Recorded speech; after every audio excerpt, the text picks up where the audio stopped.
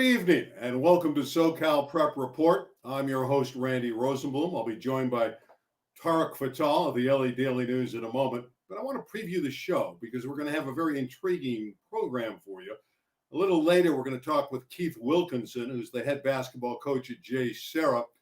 They got knocked out of the state regional tournament tonight by Damien, but he has a bigger story to tell because after his career, he played at Capo Valley, and after USC, he played professionally in Ukraine. So we're going to talk about news and sports together, and we all know what's going on in Ukraine.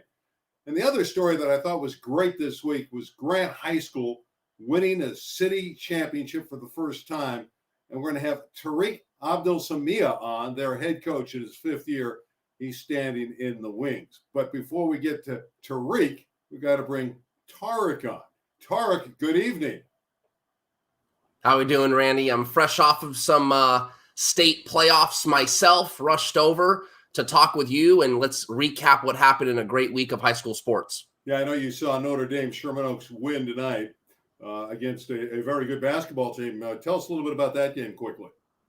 Right, yeah, Ben Stoltzberg, 10 of 10 in the fourth quarter, and Notre Dame beat St. Anthony. He was 10 of 10 from the free throw line, and Ben Stoltzberg lifted Notre Dame Sherman Oaks 66-60 over St. Anthony of Long Beach. They're going to go to the Division I semifinals and play Korean Lutheran. So the two teams that were in the Open that didn't do so hot, now they're going to face off in the Division I state playoffs. Well, Stoltzberg has been a great foul shooter. He knocked down a lot of foul shots in the big win earlier at Harvard Westlake during the regular season. But let's get to the championship games that we saw last week. Corona Centennial over Harvard Westlake. They beat them 68-48. The Huskies of Centennial, 27-game winning streak, longest in school history. They are a terrific team. Yeah, that game was a little tough to watch, if I'm being honest. Cameron Thrower picked up his third foul early in the second quarter, and Harvard Westlake did not convert a basket that whole second frame, and Corona Centennial went on, I believe, a 17 or 19-2 run or something like that to end the half and had a huge lead at halftime. Cameron Thrower had to sit out because of foul trouble. So that was pretty much the game. And Harvard Westlake carved it down to 8 a couple times, 9 a couple times, but never really got within shooting distance. And Corona Centennial, the number one seed, and we all kind of felt like they were going to win the game either way. It doesn't matter who the opponent was, but just to know Harvard Westlake was really down without their senior leader early in the game kind of put a damper on it. But nevertheless, Corona Centennial, a great team, ended up winning the Open Division Championship. Second consecutive year. Congratulations to Josh Giles. They'll play on Saturday night against a team, Bishop Montgomery, they've already beat. They're going to play them in the regional semifinals. They'll be the heavy favorite there. They blew out Bishop Montgomery in the CIF playoffs already this season. Let's talk about Grant in the city section. Over Westchester, 53-48. We're going to talk to their head coach in a moment, but a crowning achievement for the Lancers, their first ever LA City section championship, but it comes in D1.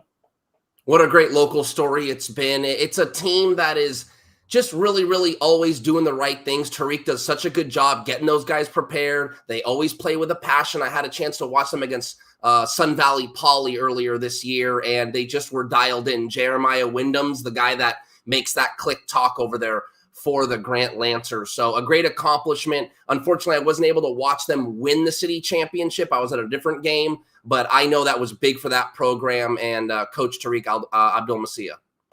Fairfax has had a powerhouse for many, many years. They get a championship this season. Wasn't easy. King Drew stretched them a little bit. The Lions finally wanted Bay, their star player for Fairfax, had another big game, Tyler Bay. They end up winning at 76-64. The Lions really came on at the end of the year. They had some young players that really stepped up. Oh, yeah. I mean, you're talking about a traditional program, and it's just another city title for Fairfax. King Drew did everything they could, well coached. Caleb LeCount, big scorer, but at the end of the day, it's a team game, and Fairfax was able to pull out the win and win another city title. Etiwanda is undefeated in girls basketball, but they had to rally against Sierra Canyon. Juju Watkins got in foul trouble, actually fouled out late in the game when they were leading, and Etiwanda stormed to victory. Those Eagles are a great team.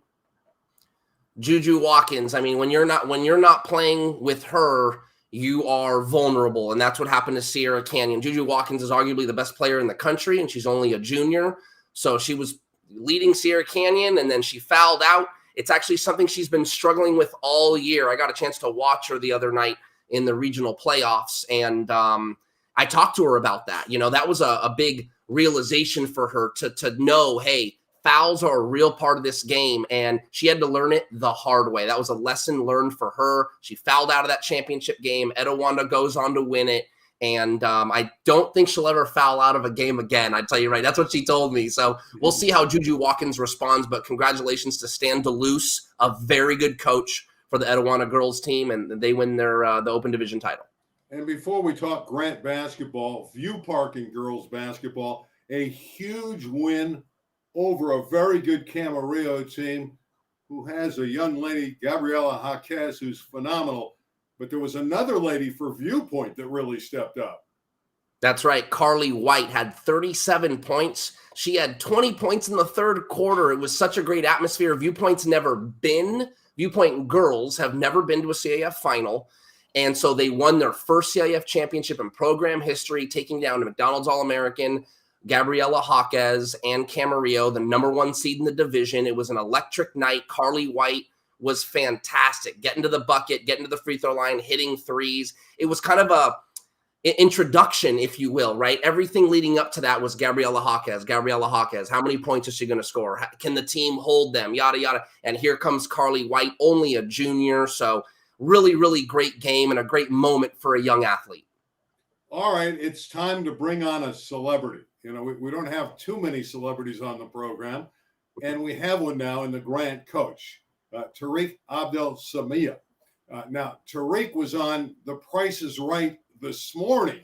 He was actually on the program, and now he's on our show on LA 36. You're not an easy guy to book nowadays, are you? No, I guess not. That was filmed a couple of months ago, but yeah, it happened to air this morning. And you didn't win any money, I heard, huh? Nope. Still broke. But no. Let's be honest. You don't need money. You're a champion now at Grant. You knock off Westchester. Congratulations.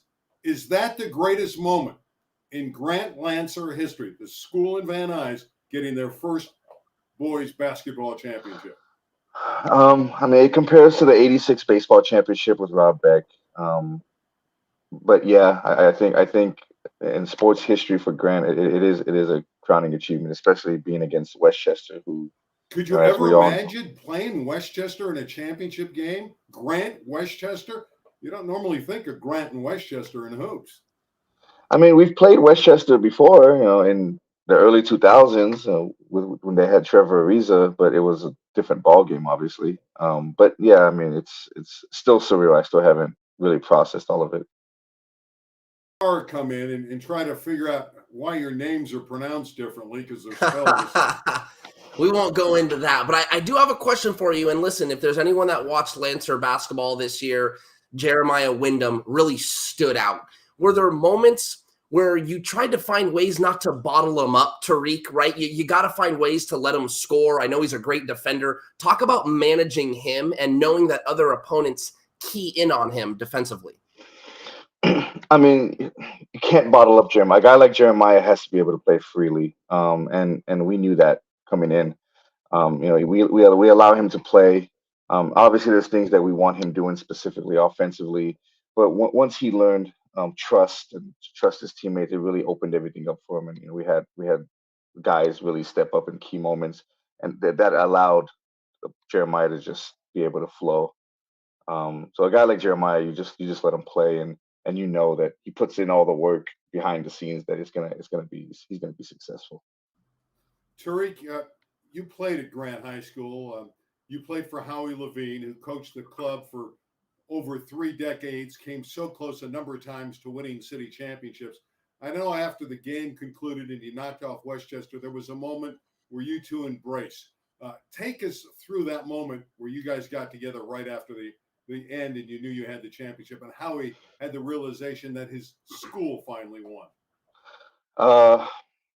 The only person I wanted to find in the stands, if you watch the video, I run up into the stands. I couldn't find him, so I get back on the court, and then I look up and I see his hat kind of sneaking across the bleachers, and he was the first person I look for. I mean, our championship is not built on everything that he taught us. All our coaches are Grant alumni. They all played for Howie, so um, he is the foundation of this championship. No matter what success we have moving forward, it's always going to go back to that. I mean, the man taught a lot of us a lot of lessons, and I just hope to do the same. How do you When it comes sustain to it? going on I'll take one more and then I'll turn it over to you, Tarek. How do you sustain excellence at Grant? You're going to lose Wyndham. Obviously, there's some momentum built in the program, but how do you sustain it now that you're a champion? We start all over. I mean, we get back to basics. Last year ended on Tuesday, and all our returners are back doing their own individual off-season workouts, and we start from scratch. It's started on Wednesday. We keep building with the kids that are at our school. We find what they're good at, and we try to make sure that we highlight that. Some kids can shoot, some kids can play defense well, and it's on us to highlight that and put that into a team concept. But we just start all over. I mean, it's back to day one, and that's kind of we rebuild that foundation with this group, because this group is completely different no matter who's returning. So that's how we continue to sustain it. We just rebuild and let the chips fall where they may as we play the season. I did want to ask this. After such a high of a city championship, I know coaches, programs, everyone talks in the city, you want to win a city championship. If you're in the Southern section, you always want to win a Southern section champion. These are like marquee, you dream of it kind of thing. But wait a minute, when you win those things, there's a state tournament now to play. So I'm actually curious the mentality you had and maybe tried to put onto your team, like, hey guys, what a great high, but there's more basketball to play. Was that challenging, or did you feel like there was a little bit of letting off the gas naturally after such a big accomplishment? No, not with this group. The whole season we talked about opportunity. When we got the third seed in Division One, okay, it was an opportunity to compete for a city championship. When we won the first round game, okay, it was an opportunity to play another basketball game. And when we won the city championship, obviously we celebrated that night. We were happy on Saturday, but then Sunday the message was, okay, guys, we've accomplished this goal. We've reached the top of this mountain. Now we have an opportunity to play in another tournament, and that's all this group wanted. They all wanted just the opportunity to play, the opportunity to compete. And like I said, this team played with so much fun and joy, and whether we won or lost a game, the feeling was the same. We just enjoyed being out there, and ultimately, that's what made this team so much fun. Is they were excited for the opportunity, but they understood that it was just an opportunity, and it was on us to take advantage of it. How we would. Well, you lost to a very good Rancho Verde team on Tuesday night to conclude your season, but again, you're champions. I want to know, I mean, what's the ring going to be like? What's the championship ring at Grant going to look like? Are you going to be the guy that designs it? No, the seniors won it, so they get to design it. It's their championship. I don't know. They're the ones that played those games. They're the ones that did everything. So they're the ones that get to design it. It's their ring. So we're gonna let them make decisions on how they want it to look moving forward. I won't take no part in that. Last ad. What's the one moment from this glorious year that you'll always think about?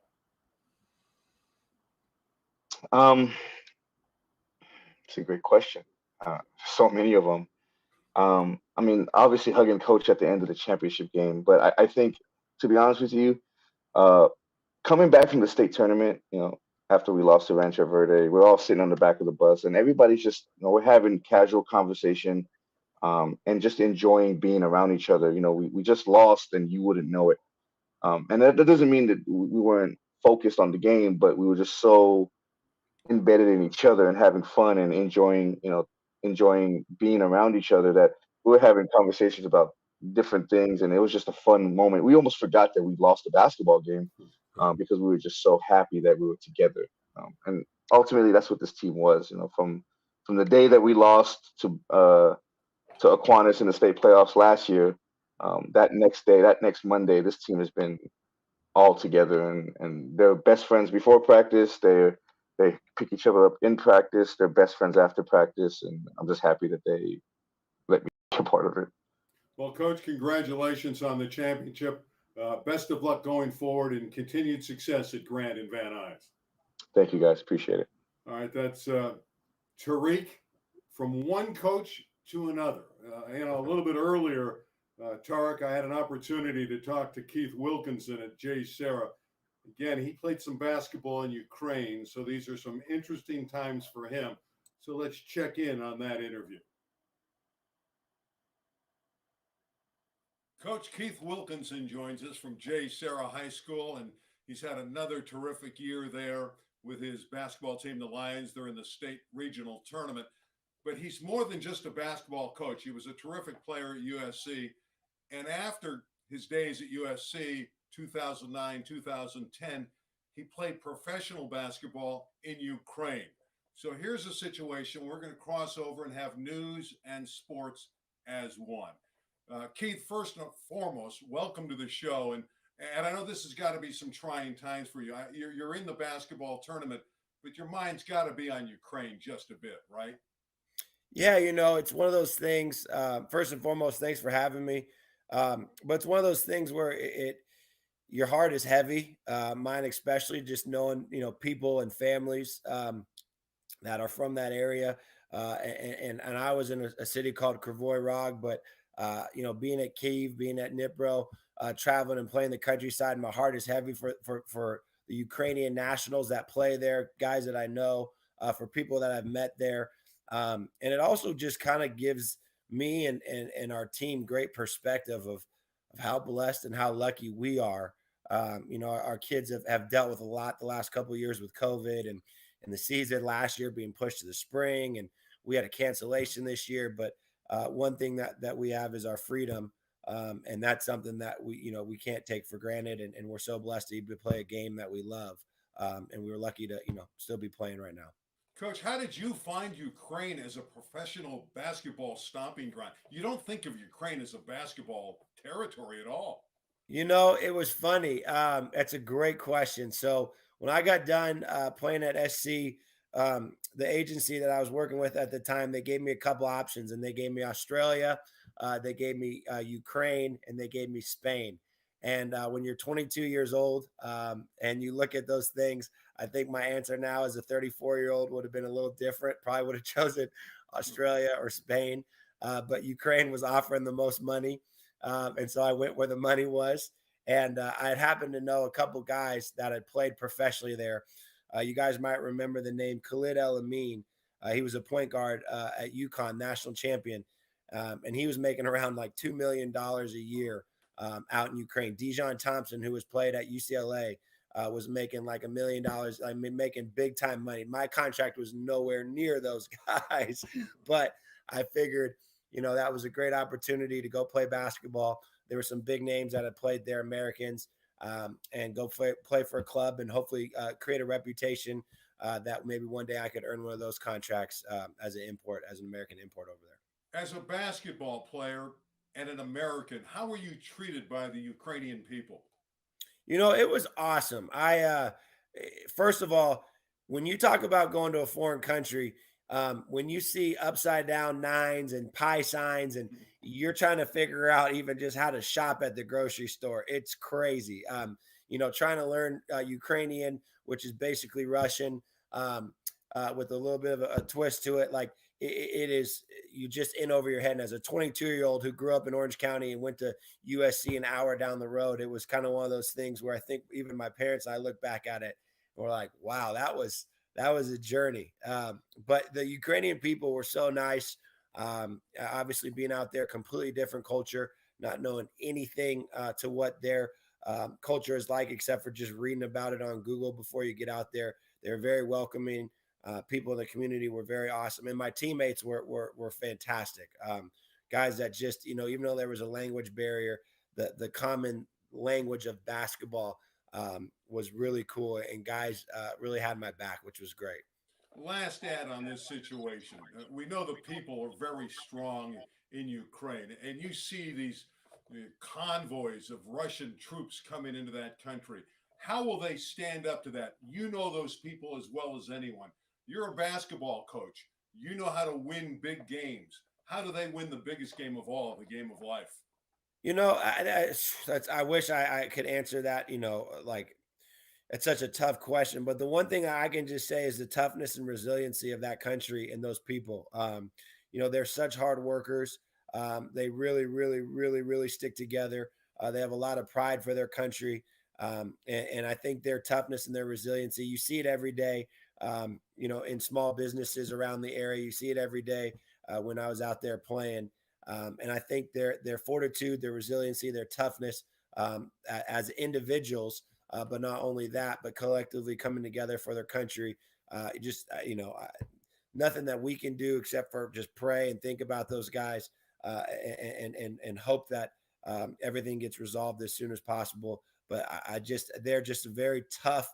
They remind me of like a really like Midwest, like Pittsburgh, West Virginia, just a really tough nosed community, blue collar, hard workers. Let's bring it back to basketball. Your team had a great win in the state tournament at Fairfax. I know you're dealing with some issues health-wise with your squad. Robert Diaz had 37 points in the win over the Fairfax Lions. A thought on winning such a big game during a difficult situation for you personally, thinking about Ukraine and your team's health. That had to be a great win and an emotional win. It was, we lost a heartbreaker. To have the opportunity to have a CIF Southern Section Championship on your home floor was unique this year. And it was a huge bummer. Our starting guard, E.J. Bryson, tore his ACL in the third quarter of the St. John Bosco game, and he's a really big piece of our team. He's our best defender. He's a great creator. And so it really hurt not having him. And then to lose that game, your team can do two things. They can just hang it up and say they're done, or they can really fight, come out and try to make another run at it. And we've been dealing with a bug. I'm sick. Half our team is sick. We have one of our guys who started in the CIF Southern Section game didn't even suit up, Sebastian Rancic, our 6'9" sophomore. So it was just a huge group effort from our team. I'm really proud of Rob Diaz, obviously having 37, carrying our group, but Aiden Fowler, our point guard, battled through sickness. We hadn't practiced on Monday. We really didn't practice yesterday, just did a quick shoot around. And then a senior of ours who hasn't played much this year, Davis Rogers, started and had some really big minutes. So I'm just so proud of this team. To be honest, Randy, I tell this to everybody, this is our least talented group overall. When you talk about, I don't have a guy that has a Division I offer on the table right now, but it's probably been our most resilient together group. And that's saying a lot, having, guys like Ian Martinez and DJ Rodman come through the program who had really, really good teams. So I'm just so proud of this group. They have a ton of fight. It's going to be another challenge tonight, but they've been so fun to coach. Yeah, you got Damian tonight. A quick comment. I know you played with DeMar DeRozan at USC. You played at Capo Valley, then you went to USC. DeRozan, the great local star, who's having an MVP type of year in the NBA. Did you see his greatness back then? Yeah, no question. DeMar came in, as I always say this, like he came in as a pro before he got to USC. Okay. His work ethic, the way he handled his business, he was a pro before he got there. So you saw that coming from a mile away. I think the one thing, the MVP, I would say that would be, I knew he's going to be an all-star. MVP, the year he's had this year has been incredible. The back-to-back game winners, and it's been really fun to watch him. And how fun is it for him to be able to play with Nikola too, another USC teammate, that they're on the same team with the Bulls. So it's been really fun to see. Last question for you. SC UCLA Saturday night. Obviously, you're a staunch Trojan backer. The Bruins are home at Pauley. The Trojans have controlled them in recent games. Quick prediction. I'm going to go USC. I know they struggled against Arizona, but hopefully they can bounce back. And I could be wrong on this. Might have to fact check it. I don't know if the Mick Cronin Bruins have yet beaten the Andy Enfield Trojans yet. I think they've gotten them every time. And I know there's been a lot of really good games down to the wire. And that UCLA team is very, very good. But I got to go with the home team. Well, Keith Wilkinson, thank you for your candor about Ukraine. I know it's a tough situation for all of us. And good luck going forward with your J. Serra Lions. Thank you so much for having me. Really appreciate it. Great guy, just a great guy. I've known Keith now for a couple of years. Unfortunately, his team lost tonight to Damien on the road, 66-56. They led at halftime, but again, he didn't have a lot of bodies left. But I want to address to you, Tarek. He likes USC. I know you also cover UCLA, so you're going to be there. Mick Cronin's going to want to beat those Trojans. Your thoughts? Yeah, I think Keith is right. Mick Cronin has not beaten USC yet in his career. I'm pretty sure about that. And the last two times, or like two of the three times, they've come down to buzzer beater type shots, and he, has been on the losing end, obviously. So it's gonna be a really, really tough one for UCLA. I actually won't be there Saturday night. We're gonna have the news group's SC beat writer, Adam Grossbard, will cover it for both of us. I'm going to be at Sierra Canyon Harvard Westlake rematch in studios. All right. That brings us to our next topic. We all know that Harvard Westlake won at Sierra Canyon. This time they're the higher seed in the state tournament, so they get to host the Trailblazers. Amari Bailey is coming to the East Valley. Your thoughts on that one?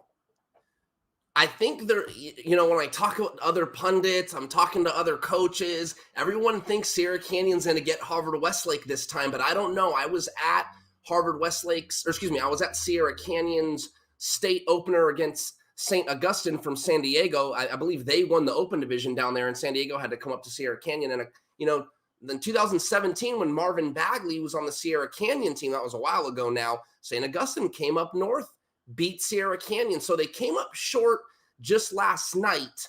I think Sierra Canyon only won by about 6 or 7 points, but I'll be honest, Sierra Canyon didn't look all that great on the rebound there. They had almost a 2-week layoff after losing to Harvard Westlake before they played in the state tournament opener. So, but either way, they get the job done. Amari Bailey led the team in scoring 22 points. Isaiah Elohim looked good. No Bronny James, still having a little hip issue. But I think he's going to play on Saturday, and that would be a good idea for the Trailblazers because they need him against a very good Harvard Westlake team. I think it's a total toss-up. The Harvard Westlake gym is even smaller than the Sierra Canyon gym, so that place is going to be rocking. It's going to be a great atmosphere, another great San Fernando Valley showdown. And, of course, the other semifinal is Corona Centennial with that long winning streak of 27, playing another rematch against Bishop Montgomery, who they beat by 25. I saw that game. I was there. It was tied after one quarter, and then the Huskies just shellacked them in the second quarter and never looked back. I mean, Corona Centennial is just so together. They're so rhythmic the way they play. I don't know that anybody in the state will beat them. I guess Sierra Canyon has athletes that can go head-to-head with them, but I just don't know if anyone can stop the way the Huskies play because they're so well connected. Right. I agree with you. Right now, they are the team to beat. It's hard to imagine a team beating them. So absolutely, we'll see what happens in Studio City on Saturday night. If it is Sierra Canyon, the Sierra Canyon team, they're so talented. I think the reason why, and it's not a good thing. It's not a justification, but this Sierra Canyon team is so good. Their biggest struggle all year long is they can't finish games. They think that they're so good. They let teams back in the fourth quarter. They kind of don't finish it out. They kind of think teams are going to roll over to their talent, and it's just not going to happen. So if they can, my point is Sierra Canyon always plays a little better when there's like a history or something on the line or their pride is shot. So they're going to get a rematch with Harvard Westlake. That's personal to them. And then if they get Corona Centennial, that's personal to them too, because Corona Centennial beat them in the Open Division final last year. So with some emotion on the line for the Trailblazers, I don't know, maybe a little chip on their shoulder could carry them back to the CIF state finals in Sacramento. We will see. Well, we'll talk a lot more basketball again next week. I want to get your thoughts on baseball again next week because we're starting to get into the baseball campaign. I know Orange Lutheran's got a great team. In fact, the whole Trinity League looks very, very strong. I know Sierra Canyon in baseball is very solid, as are a number of other teams in the Valley. Tarek, nice talking to you again. Hope to see you next week. You're a great co-host, and we love having you aboard. And I want to also thank our coaches, Keith Wilkinson from J. Serra. Our hearts out to him. He is obviously thinking about his friends and the people that he played basketball with in Ukraine. And, of course, we congratulate Tarek Abdelsameia the head coach at Grant, for getting his first city title for the school in Van Nuys, the Grant Lancers. And we thank you for tuning in. We'll be back again next Thursday night, live at 9 o'clock.